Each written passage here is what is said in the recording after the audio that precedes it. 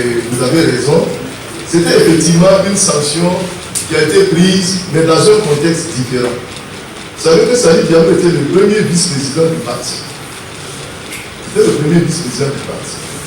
Et il y avait ce que nous appelons la règle de la collégialité dans les prises de décision et dans les déclarations officielles du parti.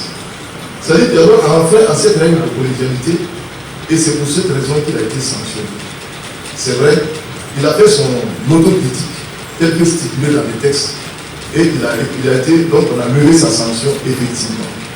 Ici également, il y a eu des camarades qui ont posé des actes de discipline, qui ont posé des actes de nature à attaquer fondamentalement l'unité et la cohésion du parti. Mais ces camarades-là sont sur le chemin de l'autocritique parce qu'ils sont allés s'adresser aux fondateurs pour demander de revoir leur situation, de sanctionner. Et comme je vous l'ai dit, dans la procédure qui va nous amener à reconsidérer les sanctions conformément aux orientations du fondateur, il sera question de toutes ces questions, autocritique, amende honorable, etc., etc. Mais d'emblée, je précise que nous avons l'obligation de respecter les démarches et les dispositions statutaires, même pour régler cette question. Rien ne sera fait en dehors des dispositions statutaires et réglementaires pour en arriver à ce résultat. Merci.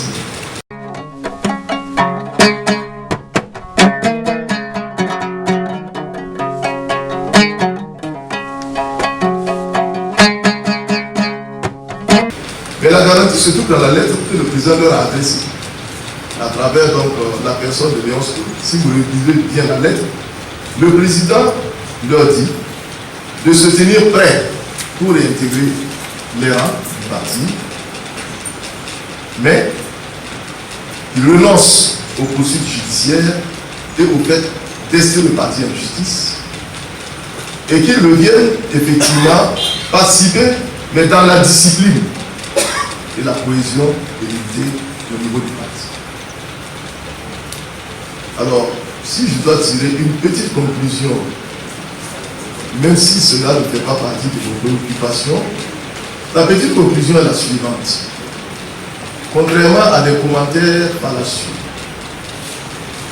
à des débordements, j'allais dire des débordements de passion politique, et à des commentaires libres, tout en respectant la liberté de leurs auteurs. Contrairement à tout cela, le président Edi Kongwego et la direction du parti estiment que tout ce qui se passe, c'est conformément aux dispositions des statuts et de règlement intérieur de notre parti. Et les sanctions, et l'intervention du fondateur, et la réintégration des sanctions. Dans notre statut, il est stipulé qu'on ne sanctionne pas un militant pour le sanctionner.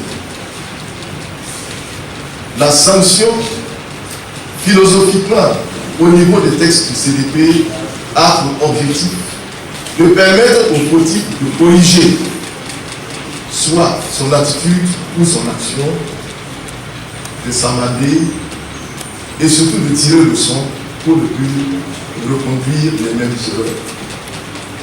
Les sanctions ont un objectif, c'est de rappeler à tout militant ou à tout organe du parti que nul n'est au-dessus de la loi du parti et du texte fondamental du parti. Et que par conséquent, ce qui est important dans la sanction, c'est que nous puissions tous tirer le leçon de cette situation. Quel constat nous faisons? Nous avons sanctionné les camarades, 1, parce qu'ils ont posé des actes de discipline.